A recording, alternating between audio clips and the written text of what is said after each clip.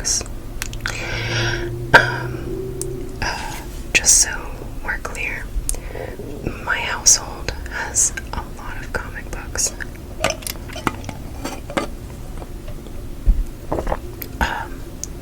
So many. Physical, digital, etc. But most of them belong to my boyfriend.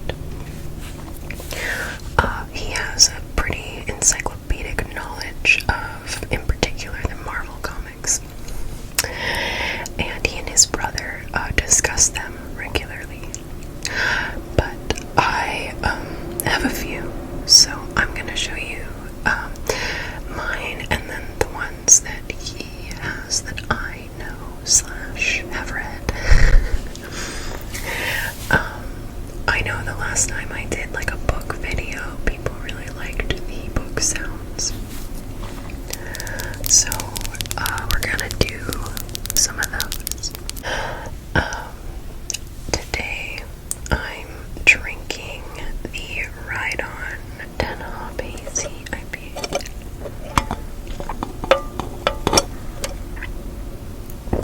And I love this one.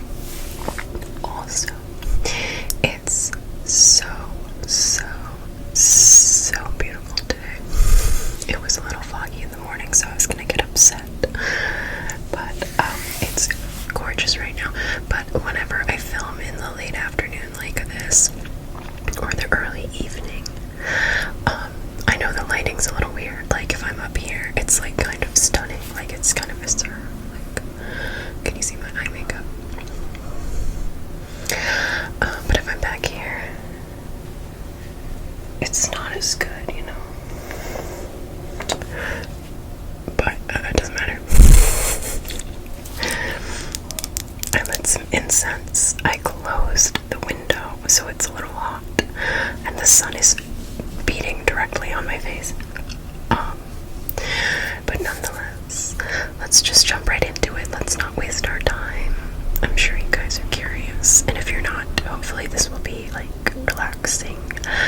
Anyway, I earlier today recorded a ramble video where I was just whispering. When I do those kinds of videos, I tend not to focus on how I'm talking. So today I'm gonna try to focus a little bit more on like my cadence and whatnot, because I know that I kind of oscillate. I don't know if that's a good word for this, but sometimes I want to watch videos or listen to videos where the person's just talking, and I just plug in and just knock out, you know. And sometimes I want to like listen to them speak with like a certain cadence, repeat words, that kind of thing. And I have been told that I have a little bit of a lisp, which I've had my whole life because my teeth, I have big front teeth, and I whistle on my S a little bit.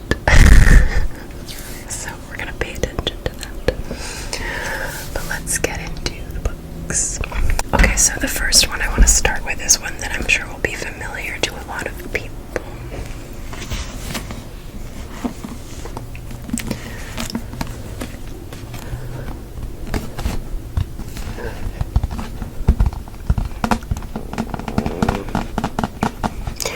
I know it's flipped, but I'm gonna show you guys the books up close in a second. I'm just kind of introducing you to the book.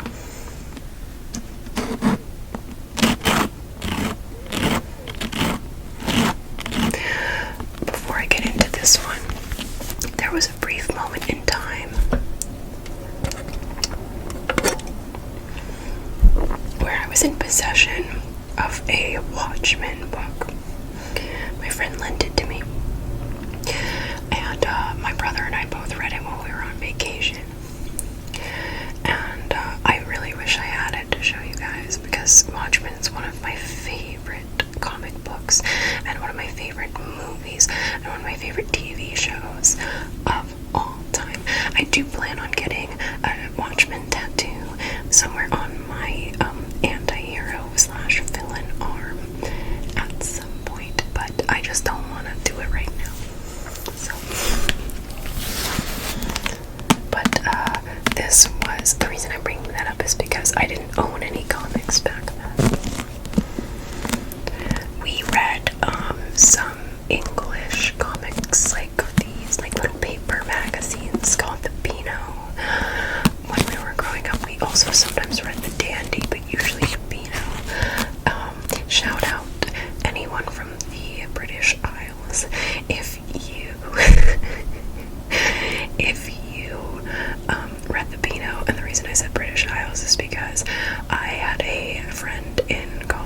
was English.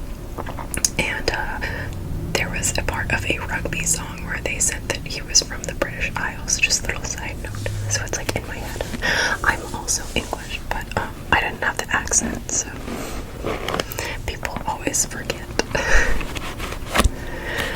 But this is obviously Knightfall. Knightfall came onto my radar when the Dark Knight rises, and I went to see it with my mom. I think I like cut class, or I left class early, or I took a day off of school because I was like so done at that point, and my mom was like, whatever. And my mom and I went to see it together, and we got there so early because we were so excited that the guy came into the theater we were in and was like, you know, there's an earlier showing starting like right now, you should just go to that.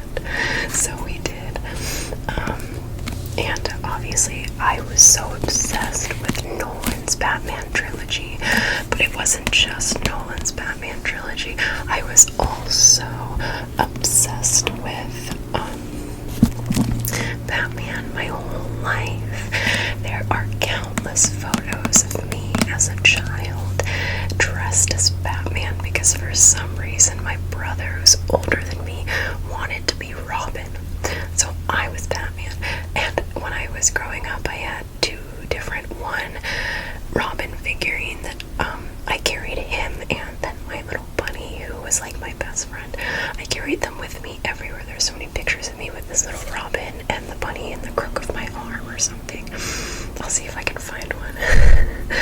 And I had one Robin that was the blue, like the suit, like the George Clooney Robin, and it got run over by a car, but it was salvaged, and I still have him, and he has like the tire marks on his chest where he got run over by the car, and I like vaguely remember that happening.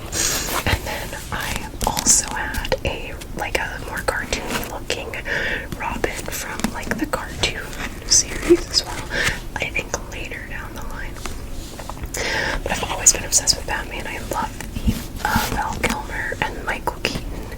I don't even hate the George Clooney one, but it's always been a favorite of mine. So Nolan's Batman was really, really cool. I didn't really enjoy many of the Batman.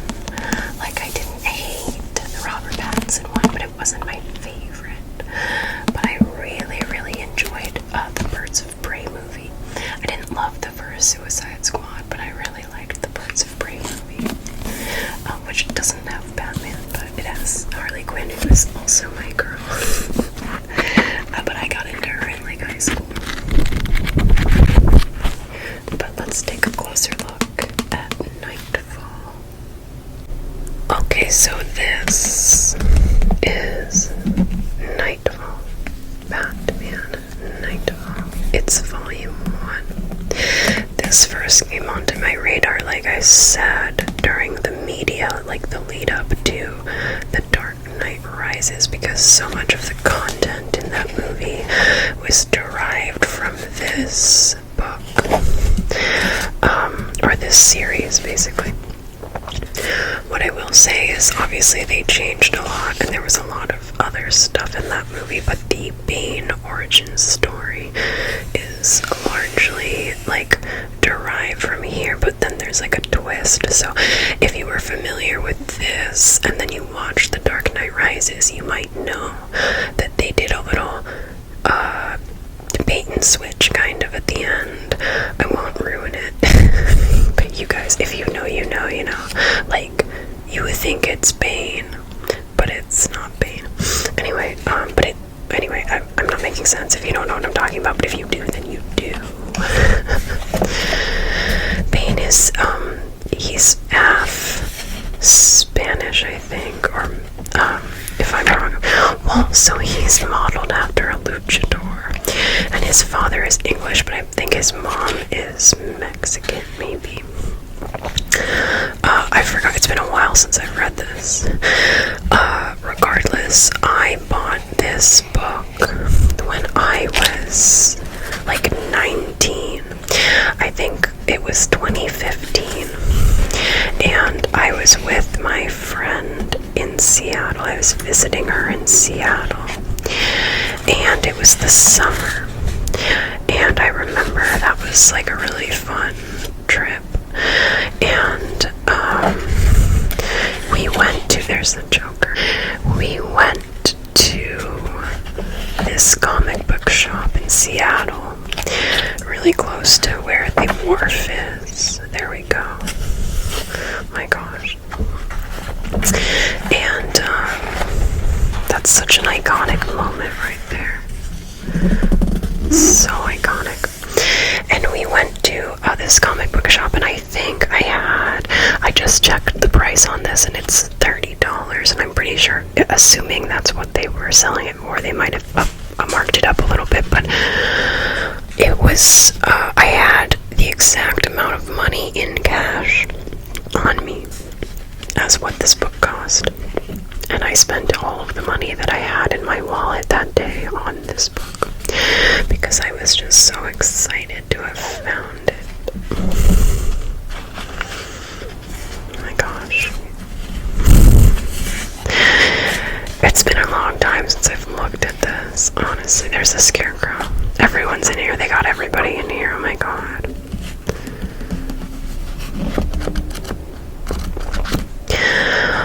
And yeah, that was a huge find.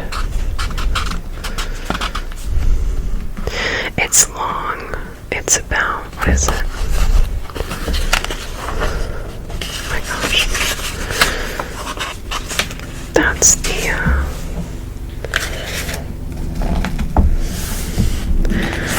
okay, so the next comic I have is not a superhero comic. I think a friend of mine, a good friend, in college told me to watch the movie with Lori Petty, because I think he said that she reminded him of me, and I think he said that.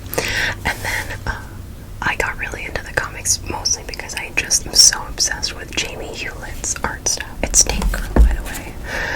I didn't say that, but it's Tank Girl. I just got really obsessed with Jamie Hewlett's art style. Jamie Hewlett draws the gorillas, and I always loved the gorillas, like from when I was a teenager.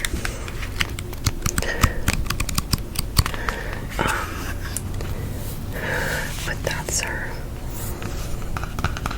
and I'll show you a closer look in a second.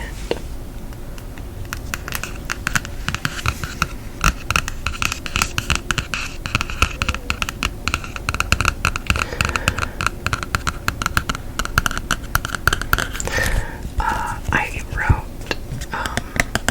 essays in college about Tank Girl. My eyes itchy. My eyes only itch when I have makeup on. It's so annoying. I wrote essays in college about Tank Girl. So let's take a closer look. Here we have Tank Girl 1, Hewlett and Martin. I just love her design. Her character design is so good. One of the first tattoos I ever did was a Tank Girl tattoo. Actually, I like low-key have a Tank Girl tattoo, but it's like a friend of mine who I was learning to tattoo with made me a Riot Bunny that was Tank Girl inspired. I will say this, the Riot Bunny brand is like my brand everywhere, and it didn't really feel, this is like my favorite. That was the picture, right? You can't really see it maybe, but that's the picture. So Tank Girl Apocalypse, that cover is the picture that my tattoo is based off of. What I was saying was that the Riot Bunny brand didn't really translate so well to ASMR, which is why I'm quiet, Riot Bunny. I know that it's a band. Anyway, this is supposed to be Alan and Jamie. I think Alan Martin, Jamie Hewlett. There's Alan Martin.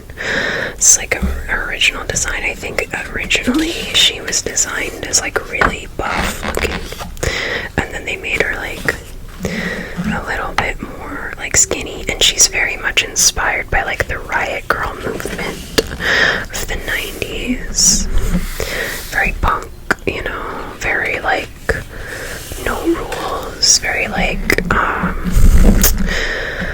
I don't know, like I wrote a lot about Riot Girls.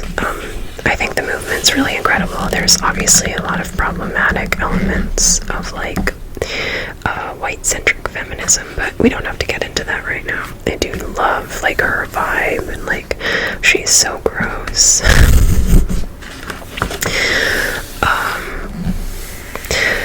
I love the design, like it's just so gnarly looking, it's so expressive. I wish I could like draw, like I feel like honing in a style like this is such a talent. I feel like I have a style, but it's taken me so long to like specify on it, you know. And I'm sure it took these guys a long time too. I just like love her outfits, like her boots and stuff. When I think about like who would be like a tank girl in my head, there's this model, Giselle. I forgot her last name, but it sounds Italian. But her Instagram handle is Ugly Worldwide, and she's so beautiful, but in like a very specific, unique way. And I always think that like she is a tank girl, you know what I mean? I just really like the style, and everything's so dynamic, you know. She also has a kangaroo. Oh my god, that was so loud. She also has a kangaroo boyfriend.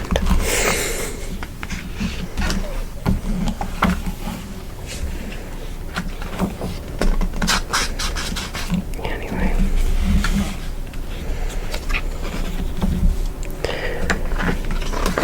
I love that he is. So cute. Anyway, it says, I'm not gonna read that actually because it's a little inappropriate. But okay, so this is from Neil Gaiman. Jamie Hewlett's drawing style is street smart, cynical, brilliant, and funny. Tank Girl is one of the icons of anti-fashion. She is an aid to making fashion unfashionable, but at the same time, I feel like she's like one of those like people who's like unfashionable to the point of being fashionable, so it's just fashionable, you know what I mean? Anyway, let's move on. This next one, I've wanted to talk about the show adaptation of this for so long. If it had come out when I was in college, I would have had a GD field day with it. But I want to say before I show okay, I'm gonna give you a minute to guess what it is. But I will say this, that the content of the comic book is very different in messaging and whatnot compared to the show. And the book, I have a lot of issues with it, but I'm gonna show you.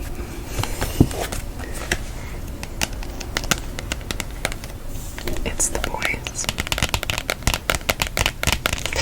Unlike the book, the show is very clever in its commentary and is very progressive, but everything is shielded under like an underlying current of cynicism and darkness. And in my opinion, it's one of the realest takes on what would happen if we did have superheroes.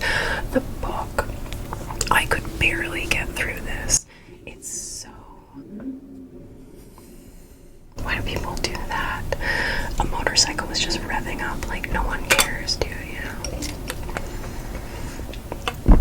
Coming from a girl who's obsessed with Sons of Anarchy, like no one cares about your engine. That's Billy Butcher. I absolutely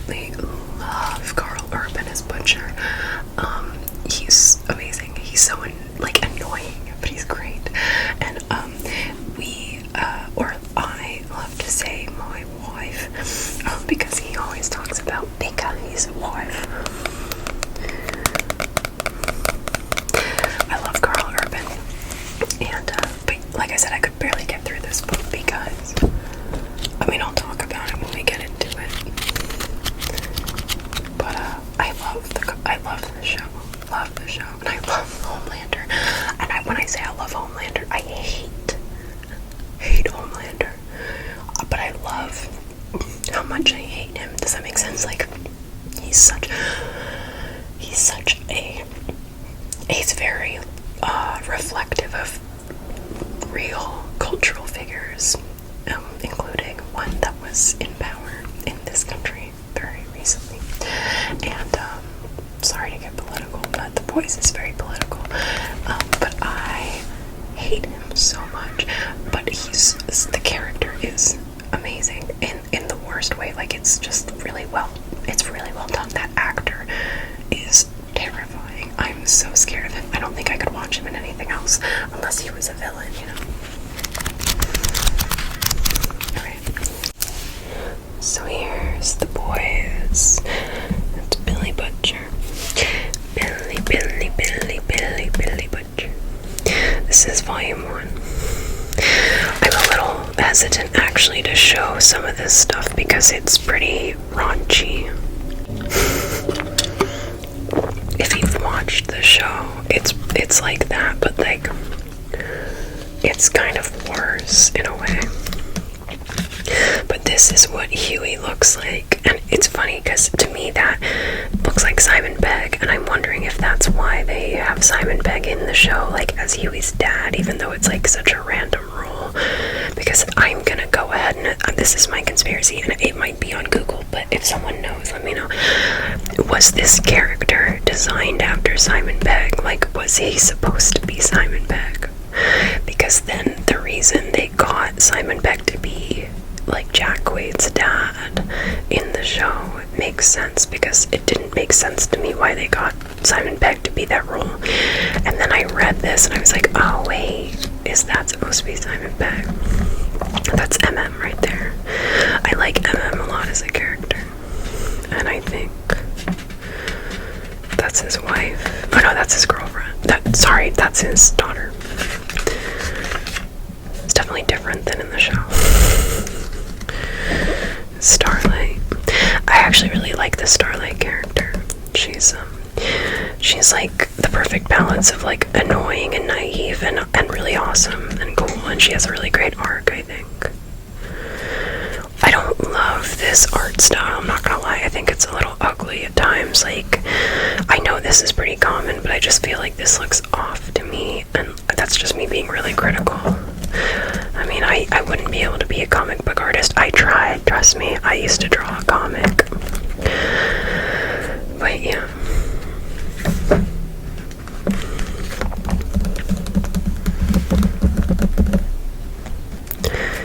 I'm trying to find Homelander in here somewhere.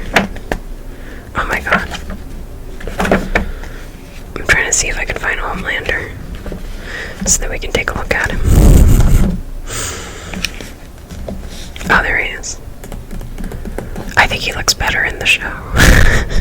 I think everything is better in the show. But obviously we have this book to thank for the show, so fair enough. I just want to give a quick shout out to Seth Rogen for producing some of the best comic book TV. Invincible, also wonderful show. The end of the first episode of Invincible, I was like, the whole time I was like, this is corny as hell, dude. And then the end, I was like, oh my god. So, okay, the next one, I love this one, and they recently made it into a oh my god, I forgot the word for show. Series. A show on, is it Netflix? Was it Netflix? Netflix, baby. You guys need to let me know. The Sandman. It's the Sandman.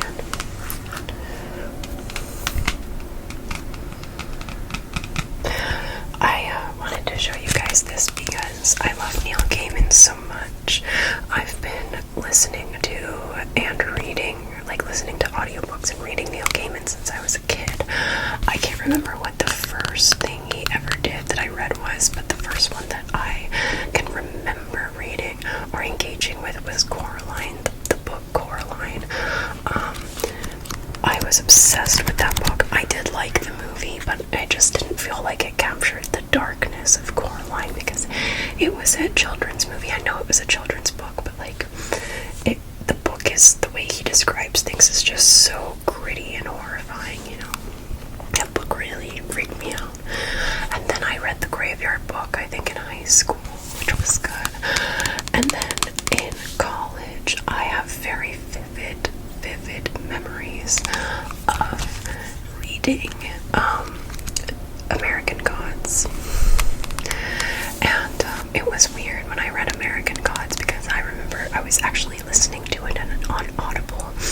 And I used to go into my job. I worked in the costume shop, so I'd put my headphones in because a lot of people, we just would like go to work, put my headphones in and plug in and just sew and listen to American Gods. And I also was listening to it while I was working in my library job in the basement my senior year of college. So I equate a lot of that book with things that were happening in my life, and it was a very tumultuous time. But one of the things that I loved about American Gods was that the character Shadow, the main character, really reminded me of a really good friend. And I told him, I was like, you gotta read American Gods because I think you are Shadow. But this is Sandman, and I think my mom bought it for me and also for my brother, but I can't remember who she bought it for first. There was like some drama where like she bought it for me but then gave it to my brother because he was interested in it, or he like took it with him or something. But she bought me a version of it too, and I think I read it while I was staying with them like a couple years ago for like the holidays or something. It's not a long read, it's pretty short. I have not seen the show. I want to go ahead and apologize if you can hear my dog downstairs. Yep, that was him shaking. He wants to go out, and I'm going to take him out really quick once I get done with this. He's been out like 8 times today. He's fine. He's just really like energetic all the time. But this is the Sandman. I love this cover. I love it. This is just volume 1. The doll hand. I can't get enough of it, honestly. And it says right here, the best-selling author of the Graveyard Book and Coraline. I think Papa Duke's gonna come visit us right now.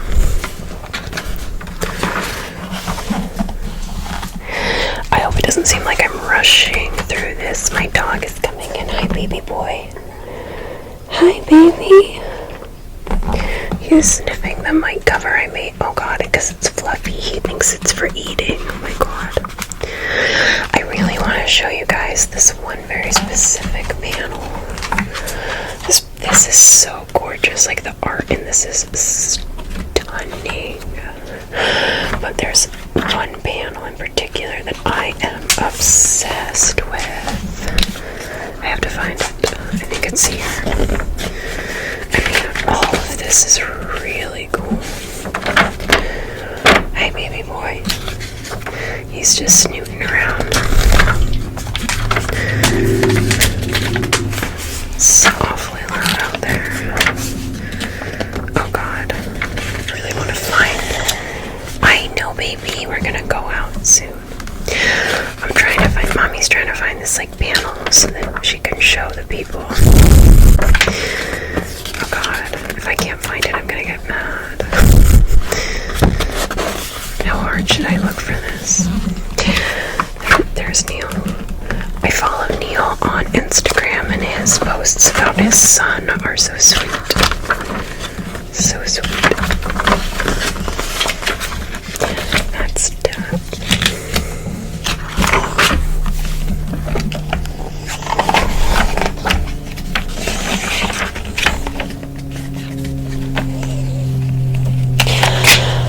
I just really want to see this one panel. Oh my god, you guys. It's Marilyn. This book is so strange. It's such a trip, you know. Oh, the stuff in it. This part was really haunting, I remember.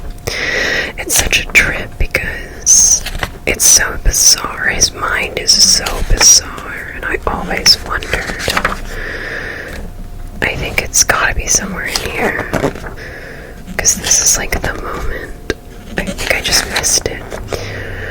But, oh yeah, that's it right there. I just love this. All these, like, monsters. I think this is, like, the Dreamland. I can't remember exactly the context, but I just love all of this. It must have been so fun to draw this. Who drew this?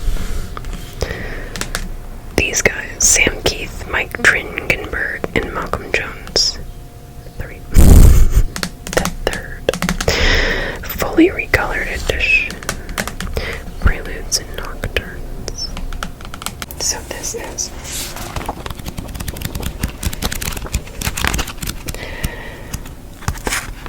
I honestly can't remember too much about like how the anthology works or like where the story is cut off. This is Sin City, which is one of like the best movies in my opinion. Like I just love the style. I do love like most of what Frank Miller does.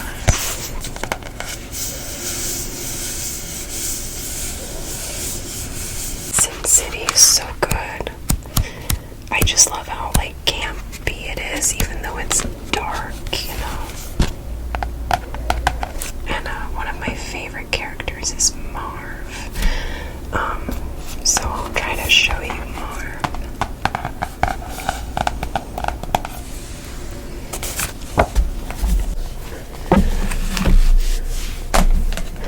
Most likely I edited it.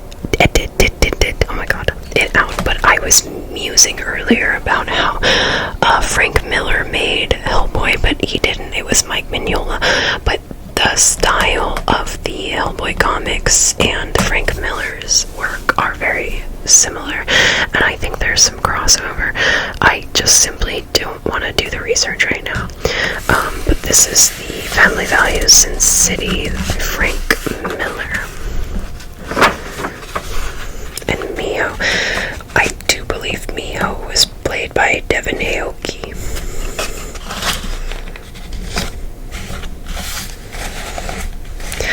Sin City came out when I was pretty young.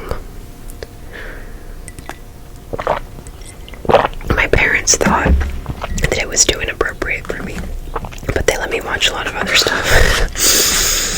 But I watched it eventually, and my favorite part is the love story between Marv and Goldie. I just think it's so glamorous. It's very like Lana Del Rey, you know. I've always had a thing for like, I don't know, beautiful, like a very beautiful, classically beautiful, like, you know, like a Marilyn Monroe or a Pam Anderson type, and then like kind of like a rough, worn down dude, you know. I just think it's very romantic.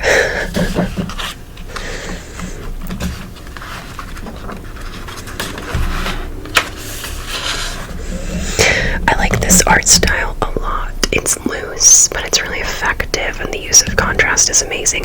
There is no shading at all. I think Jamie Hewlett's similar, but it's like a different style, obviously. But I just like the use of like cross-hatching to indicate, you know, shading and whatnot. And it's very simplistic, but it works really well. I mean, look at the difference between the styles of these two characters, and it illustrates like this one's like lighter and airier, and he's like quite solid, you know. There's an aggression to this character, and then there's like a almost like a whimsy and a light and a danger to this character. Really love it. I have not looked at this in so long, honestly. I couldn't even tell you like what, if this is in the movie or anything like that. Like I couldn't tell you because I don't remember. One of my favorite parts of the book, sorry, not the book, the movie, was Brittany Murphy. She's so good. She's so good. She was adorable.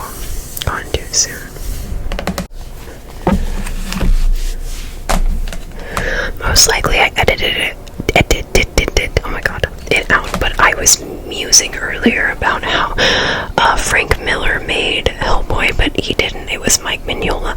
But the style of the Hellboy comics and Frank Miller's work are very similar, and I think there's some crossover. I just simply don't want to do the research right now. But this is the Family Values Sin City, Frank Miller.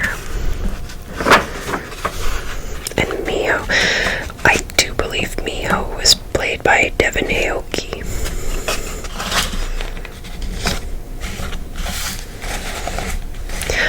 Sin City came out when I was pretty young. My parents thought that it was too inappropriate for me, but they let me watch a lot of other stuff.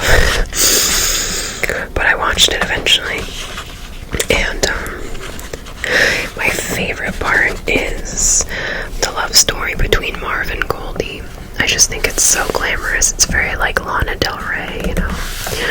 I've always had a thing for like, I don't know, beautiful, like a very beautiful, classically beautiful, like, you know, like a Marilyn Monroe or a Pam Anderson type, and then like kind of like a rough, worn down dude, you know. I just think it's very romantic.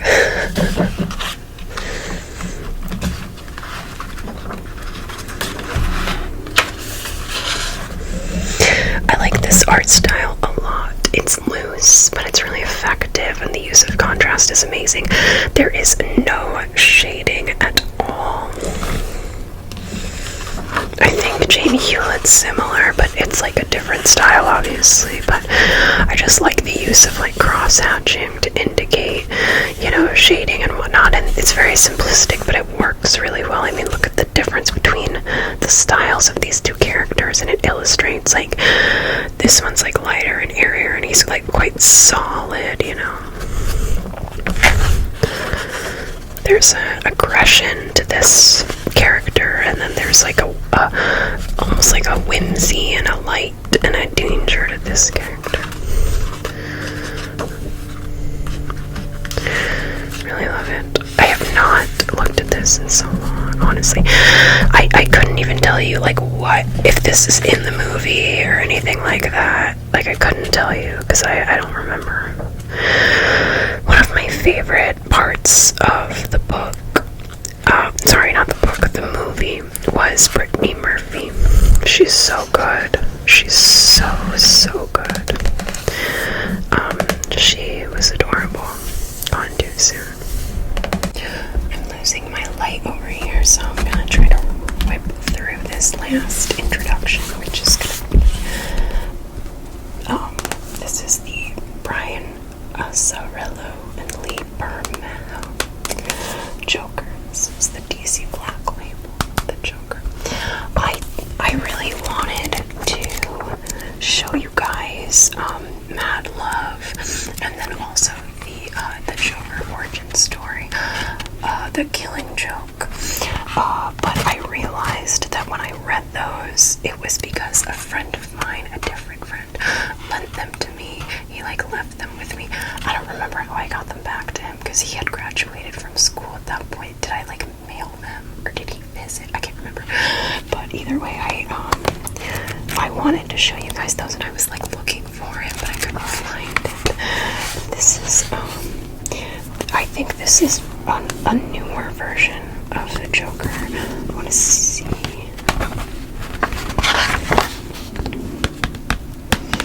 When it was published, 2013, so yeah, this was like a newer one.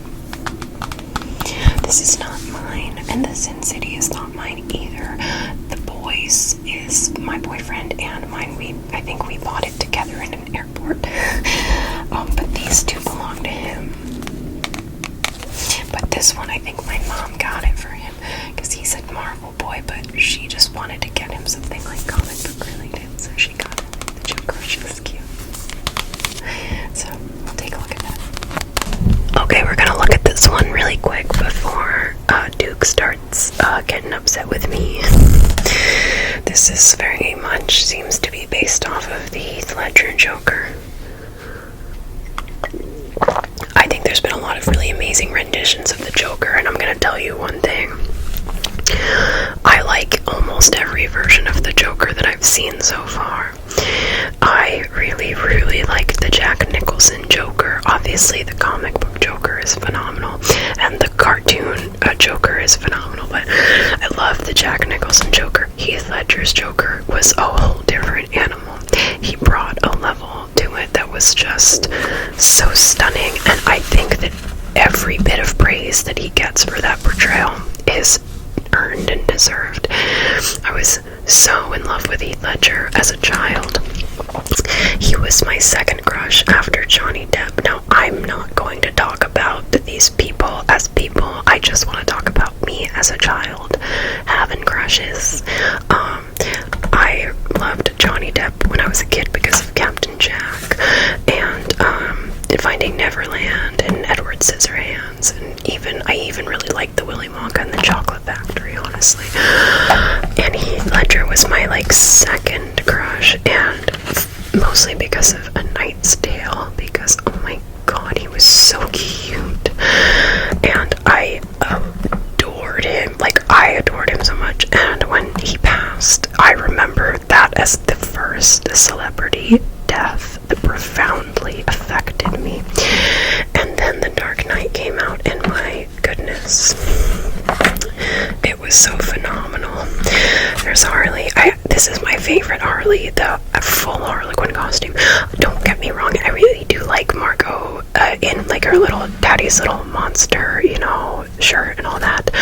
And I thought that, her portrayal of Harley Quinn was stunning, phenomenal, and perfect in every way. But this is my favorite Harley, the suit. You gotta have the suit. I hope that they give her the suit. I think that they probably won't, but I wish they had. But yeah, I don't remember what even happens in this. Honestly, there's the Penguin. I did genuinely enjoy Jared Leto's Joker. It's not my favorite, but I don't think it was bad. There's Two-Face. This must have come out, this definitely came out after The Dark Knight. It's not, timing-wise, it literally did. Oh my god. He was my second crush after Johnny Depp. Now, I'm not going to talk about these people as people. I just want to talk about me as a child having crushes. I loved Johnny Depp when I was a kid because of Captain Jack and Finding Neverland and Edward Scissorhands, and I even really liked the Willy Wonka and the Chocolate Factory, honestly. And Heath Ledger was my second crush, and mostly because of A Knight's Tale, because oh my god, he was so cute, and I adored him. I adored him so much. And when he passed, I remember that as the first celebrity death that profoundly affected me. And then The Dark Knight came out, and my goodness, it was so phenomenal. There's Harley. This is my favorite Harley, the full Harlequin costume. Don't get me wrong, I really do like Margot in her little daddy's little monster, shirt and all that. And I thought that, her portrayal of Harley Quinn was stunning, phenomenal, and perfect in every way. But this is my favorite Harley, the suit. You gotta have the suit. I hope that they give her the suit. I think that they probably won't, but I wish they had. But yeah, I don't remember what even happens in this. Honestly, there's the Penguin. I did genuinely enjoy Jared Leto's Joker. It's not my favorite, but I don't think it was bad. There's Two-Face. This must have come out, this definitely came out after The Dark Knight. It's not, timing-wise, it literally did. Oh my god. Bunny. The other day, I literally just said my real name. In one of my videos, I actually said my real name. I don't care if you guys know my real name, I just prefer to be known as Bunny. I was gonna say that I like the Jared Leto Joker because I thought he did something different with it. Here's the thing, I'm not a fan of Jared Leto overall, but I enjoyed his Joker because I think that he went in a different direction, and I appreciated that he didn't try to outdo something that had already been done. He didn't try to do Jack Nicholson. And he didn't try to do Heath Ledger, and I appreciate that. So I did kind of like what he did. It's not, groundbreaking. I wouldn't say it was super memorable, but he had really big shoes to fill, and I actually thought that he did a pretty good job. This is really intense. Okay. He will stand over your body with your blood on his hands, and I promise you he will laugh. Not because your life means nothing to him, but because death for him is the punchline. Punchline, punchline. Did you guys ever play Arkham Asylum, the game? My brother used to play it, and I used to like watching. Especially when, like, the boss Joker shows up. Okay, so those are all of the books that I'm gonna show you today. My boyfriend wanted to make sure that you guys knew that he does own a copy of X-Men Apocalypse, and that he thought that if I showed it, I would get a lot of clout. So, if you guys are interested